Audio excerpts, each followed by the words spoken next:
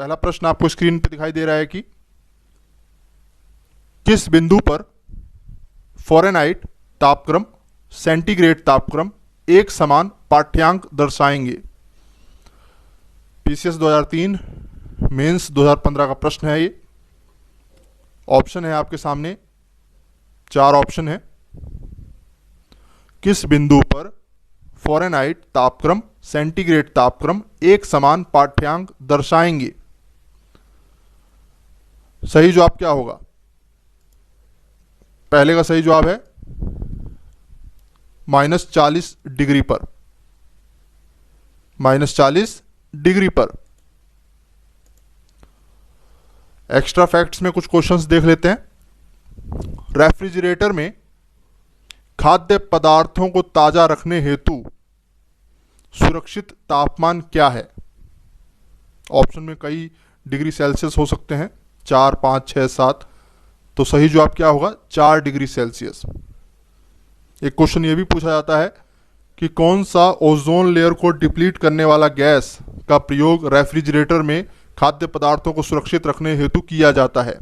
जवाब क्या होगा? फ्रियोन। फ्रियोन क्लोरोफ्लोरोकार्बन का ही एक अंश है जो कि ओजोन लेयर को में छिद्र करता है। ठीक है, क्लोरीन के अणु उसमें होते हैं। फ्रियोन गैस यूज की जाती है रेफ्रिजरेशन में। 4 बार प्रश्न पूछा गया है कि थर्मोस्टेट क्या है। यूपीएससी में भी पूछा गया है और आरओ में भी। थर्मोस्टेट का प्रयोजन क्या है? थर्मोस्टेट किससे संबंधित है? जवाब क्या होगा? थर्मोस्टेट किसी भी तंत्र में तापमान को स्थिर बनाए रखने हेतु प्रयोग में लाया जाता है। तापमान की स्थिरता से संबंधित है थर्मोस्टेट। ठीक है, regulate the temperature at constant level. ऊष्मातापी भी कहा जाता है थर्मोस्टेट को। प्रश्न पूछा गया है, इस पे ध्यान रखिएगा। ठीक है, एक्स्ट्रा फैक्ट्स जो मैं बताता हूं उससे कई प्रश्न सीधे सीधे पूछे जाते हैं, उनको ध्यान रखा करें।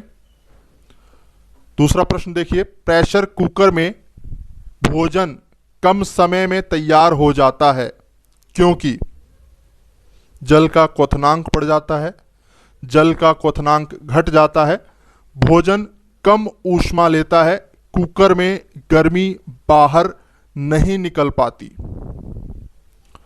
सही जवाब क्या होगा?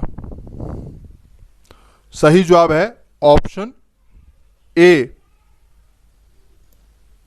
जल का क्वथनांक बढ़ जाता है।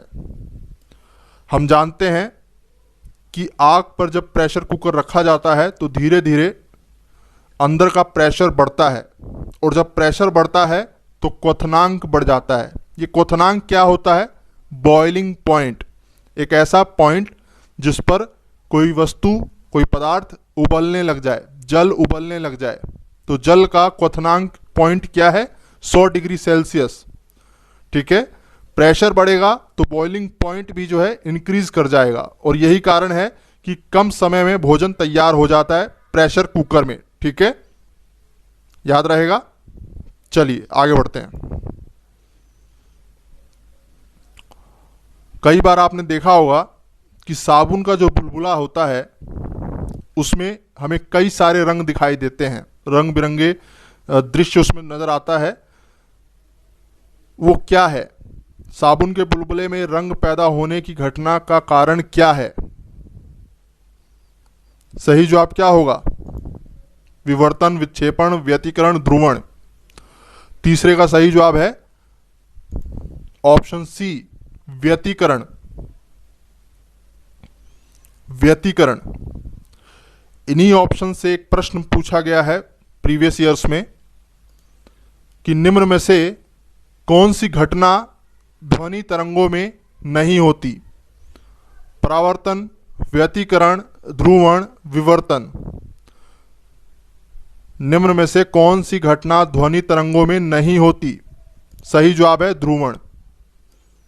परावर्तन होता है, व्यतिकरण भी और विवर्तन भी।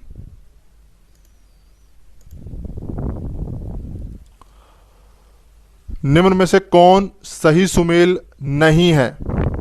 एनीमोमीटर वायु का वेग या वायु की चाल, एमीटर विद्युत धारा की माप करता है, टेकियोमीटर वायुयानों एवं मोटर वाहनों जो कि नाव के संदर्भ में बात हो रही है उनकी गति मापता है, पायरोमीटर उच्च ताप।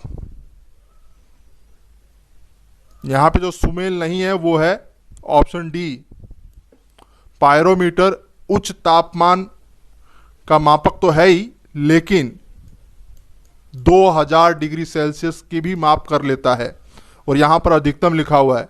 ऐसा ही क्वेश्चन आपको थोड़ा कंफ्यूज करने वाला पेपर में आ सकता है, तो ध्यान रखना है आपको कि उच्च तापमान का मापक है पायरोमीटर 2000 डिग्री सेल्सियस तक। यहां पर अधिकतम लिख दिया है तो इस वजह से ये गलत हो गया है, बाकी ऊपर के तीनों सही हैं। एनीमोमीटर पे भी कई प्रश्न बन चुके हैं, एमीटर पे भी, टेकियोमीटर पे भी।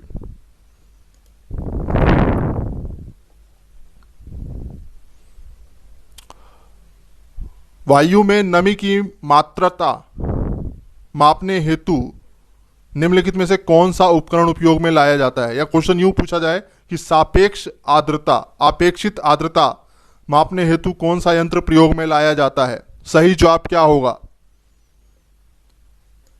सापेक्ष आर्द्रता मापने हेतु कौन सा यंत्र या उपकरण उपयोग में लाया जाता है? हाइग्रोमीटर। हाइग्रोमीटर। लैक्टोमीटर से क्या मापा जाता है? दूध की शुद्धता। दूध की शुद्धता किससे मापा जाता है? लैक्टोमीटर से। अब ये पिक्नोमीटर, आरओ एरो में पूछा गया प्रश्न, पिक्नोमीटर से क्या मापा जाता है? घनत्व। पिक्नोमीटर से घनत्व मापा जाता है, गैसों का घनत्व। इस तरह से प्रश्न आ सकता है स्टेटमेंट के रूप में। सोयाबीन प्रोटीन का एक महत्वपूर्ण स्रोत है, बिल्कुल सही बात है। राजस्थान सबसे बड़ा उत्पादक राज्य है। राइजोबियम दलहनी फसलों का जैव उर्वरक है। तीनों स्टेटमेंट को आपने पढ़ा, अब आपको विचार करना है कौन सा स्टेटमेंट गलत है और कौन सा सही है। सही बताना है ऑप्शंस 1 2 3, तीनों ही सही हैं। 1 2 1 3 2 3। पहला स्टेटमेंट देखिए, सोयाबीन प्रोटीन का महत्वपूर्ण स्रोत है, बिल्कुल सही बात है। राजस्थान सबसे बड़ा उत्पादक राज्य है, गलत। राजस्थान में सोयाबीन उत्पादन किया जाता है, लेकिन सबसे बड़ा उत्पादक राज्य मध्य प्रदेश है, तो ये स्टेटमेंट गलत हो गया। राइजोबियम दलहनी फसलों का जैव उर्वरक है, जी हाँ ये सही है। नाइट्रोजन का स्थिरीकरण जो है जैव उर्वरकों द्वारा किया जाता है, क्योंकि नाइट्रोजन विमुक्त रूप में ली जाती है, यानी कि नाइट्रोजन के रूप में ना लेकर के नाइट्रेट्स के रूप में पौधों द्वारा लिया जाता है, और यह कार्य किया जाता है राइजोबियम द्वारा। यहां पर कथन 1 और कथन 3 ये सही है। इस हिसाब से option C is the right answer. इस तरह के प्रश्न के लिए आपको तैयार रहना है पेपर में, ठीक है। कंसेप्ट क्लियर करते हुए चलें। शरीर में कार्बोहाइड्रेट का संग्रहण किस रूप में होता है? ऑप्शन है ग्लूकोज, स्टार्च, ग्लाइकोजन, सुक्रोज। एक प्रश्न और पूछा गया है, ग्लूकोज, सुक्रोज, फ्रुक्टोज में सबसे मीठा कौन सा है? फलों में पाया जाने वाला मिठास क्या है? ग्लूकोज है, सुक्रोज है, स्टार्च है, फ्रुक्टोज है। इस तरह के प्रश्न आपको पता होने चाहिए, पहले भी मैं बता चुका हूं। सबसे मीठा होता है फ्रुक्टोज, फलों में पाए जाने वाला जो मिठास है वो फ्रुक्टोज है, ठीक है। माँ का जो दूध होता है उसमें जो पाया जाता है मिठास वो लैक्टोज होता है, ठीक है। माता का जो दूध होता है वो लैक्टोज होता है उसमें। कार्बोहाइड्रेट का संग्रहण किस रूप में होता है? यहां पे सही जवाब क्या होगा? यहां पे सही जवाब है ग्लाइकोजन। और ये ग्लाइकोजन कहां संग्रहित होगा? यकृत में, ठीक है। चलिए विचार करिए। यकृत, लीवर मानव शरीर की सबसे बड़ी ग्रंथि है। विटामिन ए यकृत जीवाणुओं द्वारा शरीर में स्वतः निर्मित किया जाता है। पीलिया हेपेटाइटिस बी रोग यकृत अंग से को प्रभावित करते हैं। 3 स्टेटमेंट दिए हुए हैं, तीनों स्टेटमेंट को आपने पढ़ा। अब आपको यह बताना है कौन सा स्टेटमेंट सही है। यकृत मानव शरीर की सबसे बड़ी ग्रंथि है, बिल्कुल सही बात है। विटामिन ए शरीर में स्वतः संचित किया जाता है यकृत में उपस्थित जीवाणुओं द्वारा, यह भी कथन बिल्कुल सही है। पीलिया जो रोग है जिसको कि जॉइंडिस कहा जाता है, और हेपेटाइटिस रोग, वो भी यकृत अंग से जुड़े हुए रोग हैं, यानी कि यकृत यानी कि लीवर को प्रभावित करते हैं। तीनों ही स्टेटमेंट बिल्कुल सही हैं। तो यहां पे सही जवाब क्या होगा? Option A. इस तरह के क्वेश्चंस मैंने जानबूझ के बनाए हैं ताकि पेपर में अगर ऐसे प्रश्न आए तो आप घबराएं नहीं। इस तरह के प्रश्नों का आप चलन हो चुका है यूपी पीसीएस द्वारा, ठीक है। आगे भी इसी तरह के प्रश्न आपको देखने को मिलेंगे। 30 से 40 प्रश्न आपको एग्जैक्ट इसी तरह स्टेटमेंट के रूप में आपसे पूछे जाएंगे पेपर में, ठीक है। तो हैबिचुअल हो जाइए इन प्रश्नों का। एनसीईआरटी का प्रश्न मैंने एक उठाया है, नाइट्रोजन तत्व सभी पौधों के लिए अनिवार्य है। प्रकाश संश्लेषण में पौधे प्रकाश ऊर्जा को रासायनिक ऊर्जा में बदलते हैं। पौधों और वनों के हरे रंग के लिए क्लोरोफिल पर्णहरित जिम्मेदार है, जिसमें मैग्नीज तत्व पाया जाता है। आखिरी कथन है, श्यानता प्रक्रिया द्वारा पौधे जमीन से पानी को जड़ों में खींचते हैं। श्यानता, यहां पे कौन सा कथन गलत है ये बताना है। नाइट्रोजन तत्व सभी पौधों के लिए अनिवार्य है, बिल्कुल सही बात है, ठीक है। ये कथन बिल्कुल सही है। नाइट्रेट्स के रूप में पौधे लेते हैं और कुछ पौधे जो हैं कीटों को खा करके उनमें उपस्थित नाइट्रोजन को लेते हैं, जिनको कीट भक्षी या नेपिथन्स कहा जाता है। पहला कथन सही है, नाइट्रोजन अति आवश्यक है, अनिवार्य है। प्रकाश संश्लेषण में पौधे प्रकाश ऊर्जा को रासायनिक ऊर्जा में बदलते हैं, यह कथन भी बिल्कुल सही है। पौधे और वनों के हरे रंग के लिए क्लोरोफिल जिम्मेदार होता है और क्लोरोफिल में मैग्नीज तत्व पाया जाता है, यह कथन गलत है। मैग्नीज तत्व नहीं, मैग्नीशियम पाया जाता है। मैग्नीशियम याद रखना है, मैग्नीशियम पूछा गया प्रश्न है ये। मैग्नीज और मैग्नीशियम में कंफ्यूजन मत क्रिएट करिएगा। मैग्नीशियम होता है क्लोरोप्लास्ट, ठीक है, क्लोरोप्लास्ट में, माफ कीजिएगा, क्लोरोफिल में उपस्थित तत्व जो है वो मैग्नीशियम होता है, याद रखिएगा। मैग्नीज दे देगा पेपर में तो गलत मत करके आइएगा, मैग्नीशियम पे क्लिक करिएगा। अब पौधे जो हैं जमीन से पानी खींचते हैं, ये प्रक्रिया जो है केशिका प्रक्रिया कहलाती है। ये वही प्रक्रिया है जिससे कि दिए में जो तेल रुई में चढ़ता है, ठीक उसी प्रक्रिया के तहत पेड़ पौधे जमीन से पानी को खींचते हैं, शक करते हैं, और यह प्रक्रिया केशिका प्रक्रिया कहलाता है, ठीक है, कहलाती है। श्यानता जो है वो विस्कोसिटी को कहते हैं और ये कथन भी गलत है। तो इन चारों स्टेटमेंट्स को देख लीजिए, इस तरह के प्रश्न आपसे पूछे जा सकते हैं। अगला प्रश्न देखिए, प्रकाश संश्लेषण फोटोसिंथेसिस की बात हो रही है। प्रकाश संश्लेषण प्रक्रिया हेतु नीला और लाल प्रकाश सबसे उपयुक्त है, बिल्कुल सही बात है। अगर इन दोनों ऑप्शंस में से भी किसी एक ऑप्शन को चूज करना हो तो आप किसको चूज करेंगे? आप लाल प्रकाश को चूज करेंगे। सबसे उपयुक्त प्रकाश पौधों के बढ़ने के लिए कौन सा है? तो वो लाल प्रकाश है, ठीक है। फिलहाल यहाँ पे दोनों ही स्टेटमेंट मतलब नीला और लाल प्रकाश दोनों ही सही हैं। सेकंड पे नीला, प्रथम पे लाल। प्रकाश संश्लेषण में अवशोषण गैस ऑक्सीजन है।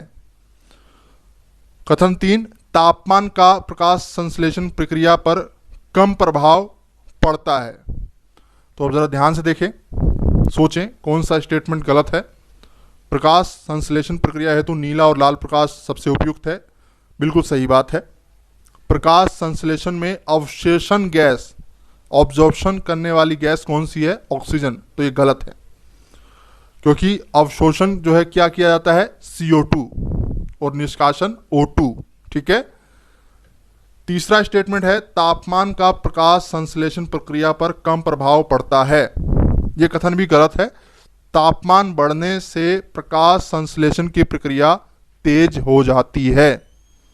तो यहां पे सिर्फ और सिर्फ कथन एक सही है, ऑप्शन सी। ठीक है।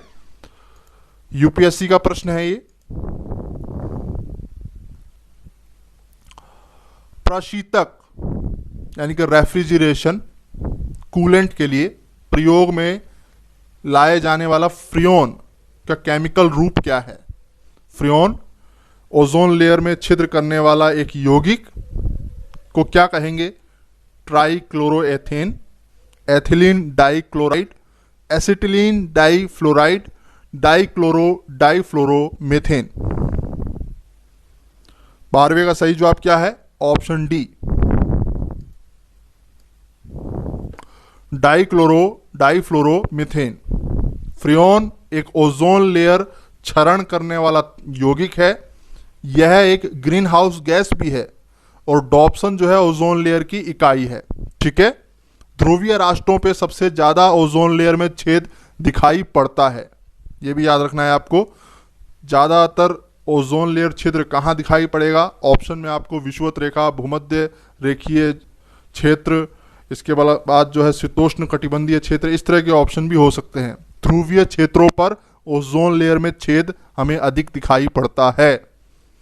CFCs, हेलोजेंस, ये सभी जो हैं क्षरणकारी यौगिक हैं ओजोन लेयर के। चलिए, निम्न में से कौन हाइड्रोजनीकरण के पश्चात वनस्पति घी प्रदान कर सकता है? तारपीन का तेल, सरसों का तेल, मिट्टी का तेल, मूंगफली का तेल। हाइड्रोजिनेशन में प्रयुक्त उत्प्रेरक कौन सा है? और हाइड्रोजनीकरण में वनस्पति घी प्रदान कर सकता है? पहले तो इसका जवाब देना है आपको। सही जवाब है 13वें का ऑप्शन डी, मूंगफली का तेल। हाइड्रोजनीकरण में प्रयोग में लाए जाने वाला उत्प्रेरक कौन सा है? निकल, मोस्ट इंपॉर्टेंट, निकल का प्रयोग किया जाता है। ठीक है। अगला प्रश्न देखते हैं। कई बार प्रश्न पूछा जाता है ऑर्गेनिक अम्ल कौन सा है, इनऑर्गेनिक अम्ल कौन सा है, जैविक अम्ल कौन सा है। तो इन पर भी प्रश्न जो है हर साल पूछ लिया जाता है एक ना एक प्रश्न। तो आपको पता होने चाहिए कि जैविक अम्ल कितने हैं, इनऑर्गेनिक अम्ल कौन से हैं। तो ऑर्गेनिक अम्ल को ही जैविक अम्ल कहा जाता है। यहां प्रश्न ये पूछा गया है कि निम्न में से कौन सा ऑर्गेनिक अम्ल है? प्राकृतिक रूप से पाए जाने वाला अम्ल ऑर्गेनिक अम्ल कहलाता है। तो इससे आप समझ सकते हैं कि यहां पे कौन सा होगा? सिट्रिक अम्ल, सिट्रिक अम्ल। जबकि सल्फ्यूरिक अम्ल, निट्रिक अम्ल, फॉस्फोरिक अम्ल ये नहीं है। अब जरा हम ऑर्गेनिक अम्ल के एग्जाम्पल्स देख लेते हैं। पीसीएस में 3 से 4 बार प्रश्न ये पूछा गया है। लैक्टिक अम्ल, लैक्टिक अम्ल दूध में पाया जाने वाला एक एसिड, लैक्टिक एसिड। और इसी से संबंधित है एक ब्यूटारिक एसिड जो कि मक्खन में पाया जाता है। विनेगर, सिरका, उसमें पाए जाने वाला अम्ल कौन सा है? Acetic acid. सूत्र क्या है? CH3COOH। यूरिक एसिड भी कार्बनिक अम्ल है। ऑक्सैलिक अम्ल टमाटर में पाया जाता है। फॉर्मिक अम्ल चींटी के डंक में पाया जाता है। ठीक है। एस्कॉर्बिक एसिड अमरूद, आंवला। सिट्रिक एसिड नींबू, नारंगी जो ऑरेंज होता है उसमें पाया जाता है। टार्ट्रिक एसिड इमली में पाया जाता है। ठीक है। तो इस तरह के प्रश्न जो हैं आपसे एग्जाम में पूछे जा सकते हैं। यहां पर जितने भी एसिड लिखे हुए हैं स्क्रीन पे वो सभी कार्बनिक अम्ल हैं। ठीक है।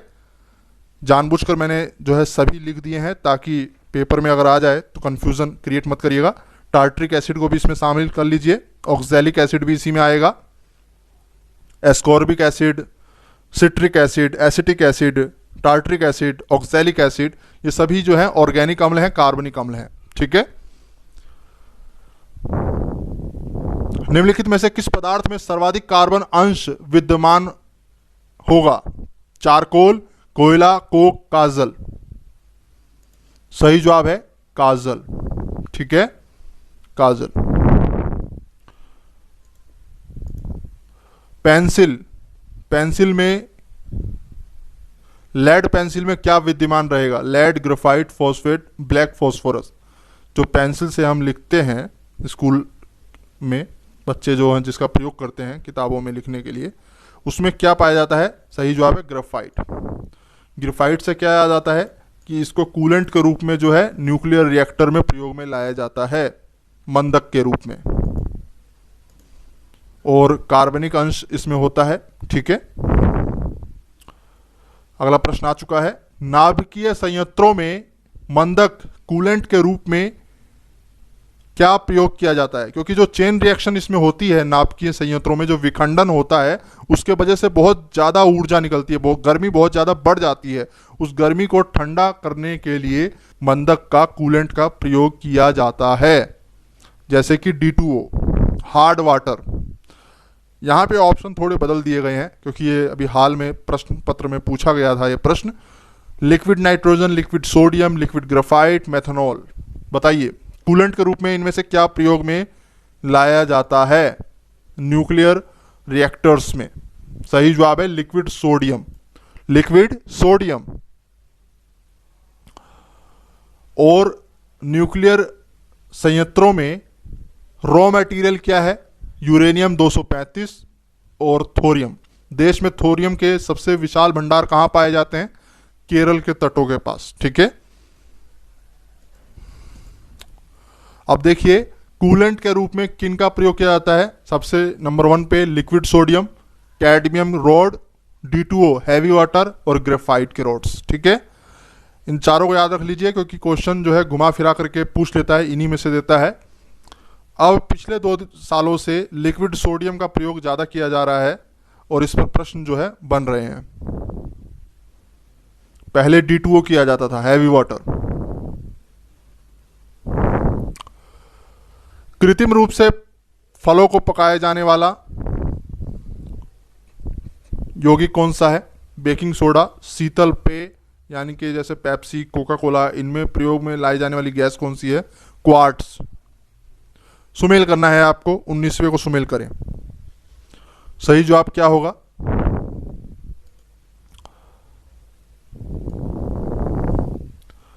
शीतल पेय, जो पेप्सी, कोका कोला ये सब होती हैं, इनमें जैसे ही ढक्कन खोलो तो एक फवारा सा मारता है गैस का, वो क्या होता है? वो होता है आपका CO2, कार्बन डाइऑक्साइड। ठीक है, CO2। कृत्रिम रूप से फलों को पकाया जाने वाला एथिलीन, एसाइटिलीन।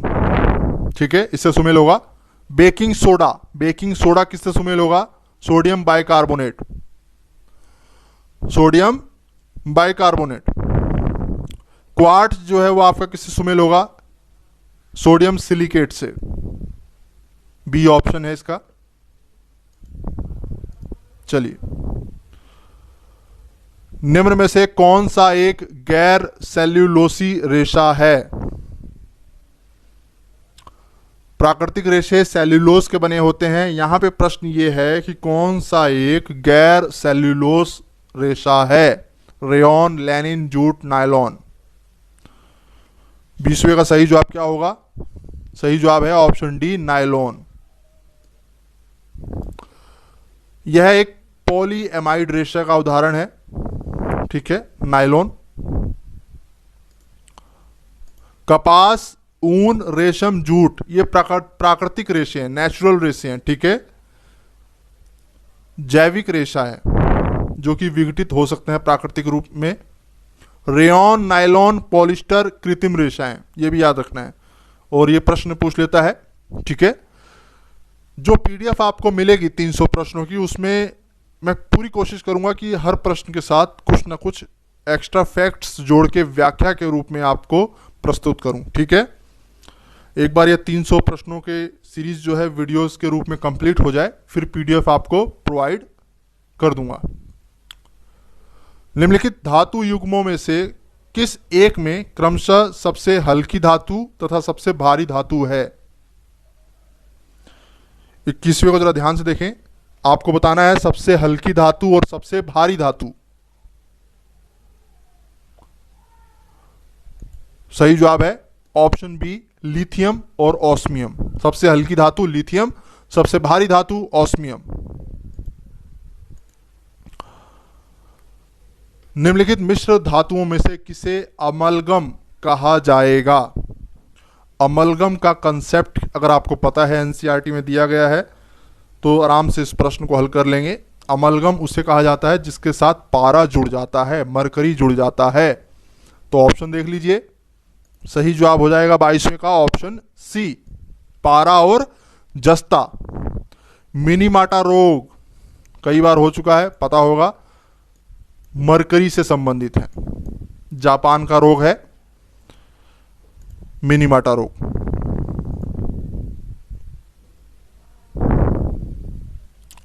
सुमेल करें, एक तरफ है धातु, दूसरी तरफ है तत्व। सही जवाब हो जाएगा ऑप्शन डी, हीरा एल्युमिनियम, संगमरमर कैल्शियम, रेत सिलिकॉन, रूबी। रूबी किससे सुमेल होगा? एल्युमिनियम से। हीरा जो है कार्बन, शुद्ध रूप से कार्बन का प्रोडक्ट है हीरा। इसीलिए पृथ्वी पर मौजूद सभी वस्तुओं में सबसे कठोर होता है हीरा। कार्बन का अंश, रूबी एल्युमिनियम, रेत सिलिकॉन, संगमरमर कैल्शियम।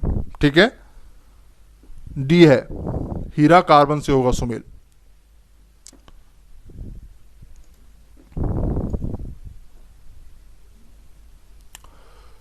किस खनिज से रेडियम प्राप्त किया जाता है? ऑप्शन है पिंच ब्लेंड से, हेमेटाइट से, मोनोजाइट से, रूटाइल से। रेडियम किससे प्राप्त किया जाता है? सही जवाब है आपका पिंच ब्लेंड। हेमेटाइट से लौह अयस्क लोहा, मोनोजाइट से थोरियम, न्यूक्लियर रिएक्टर में प्रयोग में लाए जाने वाला रॉ मटेरियल है थोरियम, उसका अयस्क है मोनोजाइट, रूटाइल। ठीक है, इन ऑप्शंस में जरा ध्यान से देख लें, पिंच ब्लेंड, हेमेटाइट, मोनोजाइट। अवसादी सेलों से प्राप्त होता है चूना पत्थर जिसका सूत्र है CuCO3, कैल्शियम कार्बोनेट। मोनोजाइट किसका अयस्क है? थोरियम का। एक तरफ है धातु और दूसरी तरफ अयस्क। सुमेल करना है aluminium, copper, zinc, iron, bauxite, cinnabar, calamine, haematite. Aluminium, bauxite बिल्कुल सही है, जिंक, कैलामाइन ये भी सही है, आयरन, हेमेटाइट ये भी सही है। कॉपर का जो होगा वो होगा पाइराइट, या फिर ऑप्शन में क्यूप्राइट होना चाहिए, पाइराइट या क्यूप्राइट, सिनेबार नहीं है। मोबाइल फोन से बैटरी में प्रयुक्त धातु कौन सी है? सही जवाब क्या होगा? Lithium, option D.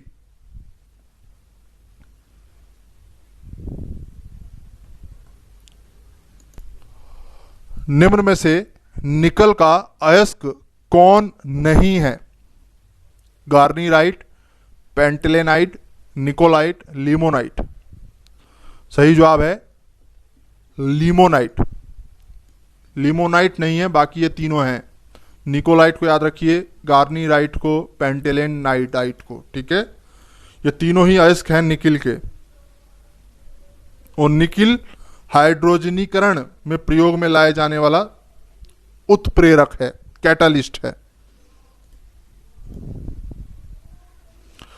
रॉकेट की गति पर कौन सा सिद्धांत लागू होता है? रॉकेट की गति किस सिद्धांत पर लागू होता है? संवेग का संरक्षण, ऑप्शन सी, संवेग का संरक्षण। दूध को मथने पर क्रीम अलग हो जाती है, इसका कारण क्या है? गुरुत्वीय बल, अभिकेंद्रीय बल, अपकेंद्र बल, घर्षण बल। सही जवाब है 28वें का अपकेंद्रीय बल, इसकी व्याख्या देखेंगे क्योंकि यहाँ से कई प्रश्न आने को हो सकते हैं। अपकेंद्रीय बल, अभिकेंद्रीय बल। अपकेंद्रीय बल क्या होता है? गोलाकार पथ पर बाहर की ओर लगने वाला बल। ठीक है, किसी गोलाकार में मान लो मोटरसाइकिल चल रही है तो उसमें जो है बल कहाँ की ओर लगेगा? बाहर की ओर। दूसरी तरफ अभिकेंद्रीय बल में क्या होगा? अंदर की तरफ बल लगेगा, गोलाकार पथ पर अंदर की ओर लगने वाला बल। यह गोले के केंद्र से वस्तु की ओर लगता है। ठीक है, गोले के केंद्र से वस्तु की ओर, और यहां पर क्या होता है? यह वस्तु से गोले के केंद्र की ओर लगता है। ठीक है, इसका एग्जाम्पल देखिए, झूले, जो मेले होते हैं वहां पर जो मौत का कुआं होता है, जो प्रोग्राम होता है, उसमें जो है एग्जाम्पल बन जाता है ये किसका? अपकेंद्रीय बल का। ठीक है, बाहर की तरफ फेंकने को हो जाता है। इसके अलावा दूध से क्रीम का अलग हो जाना।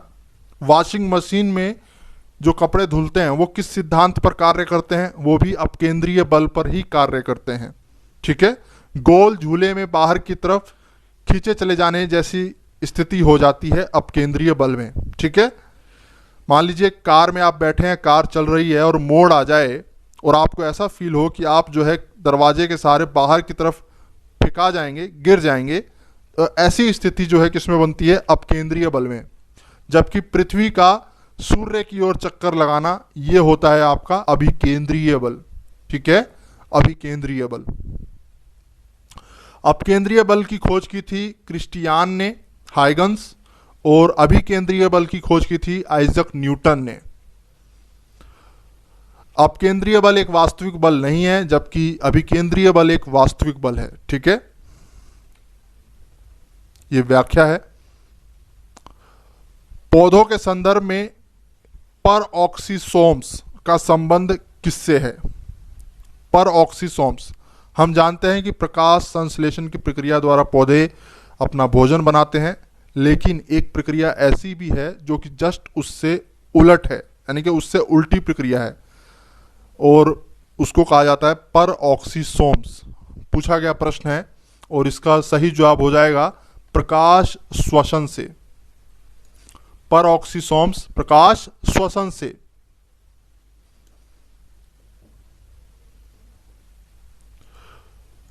इसकी व्याख्या देखेंगे।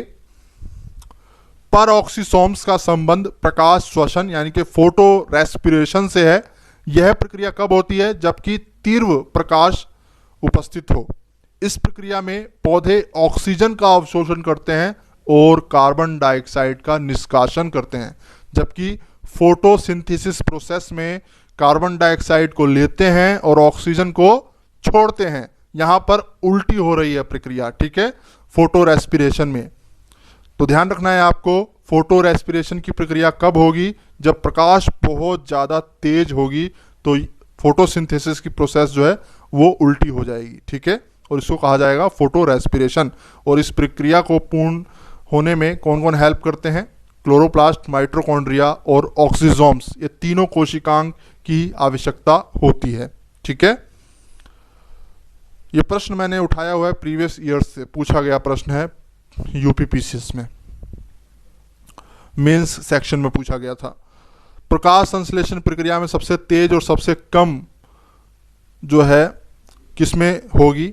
सबसे तेज लाल प्रकाश में, सबसे कम हरे प्रकाश में। ठीक है, याद रखना है, फोटोसिंथेसिस प्रोसेस सबसे तेज होगी लाल प्रकाश में, सबसे कम होगी ग्रीन प्रकाश में। चलिए, आज का प्रश्न है आप सभी लोगों के लिए, आंसर करके बताना है कमेंट के माध्यम से। वाष्पोत्सर्जन, पौधों में ट्रांसपिरेशन की प्रक्रिया होती है, आप सभी को पता है, मैंने पहले भी बताया है।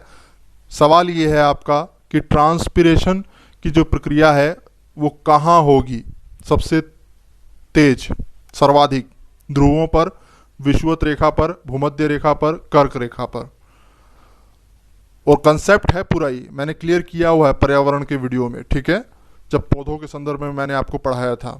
तो यहाँ पर कमेंट करके ज़रूर बताइएगा कि ट्रांसपिरेशन की जो प्रक्रिया है वो कहाँ पर सर्वाधिक होगी, ध्रुवों पर, विषुवत रेखा पर, भूमध्य रेखा पर, कर्क रेखा पर।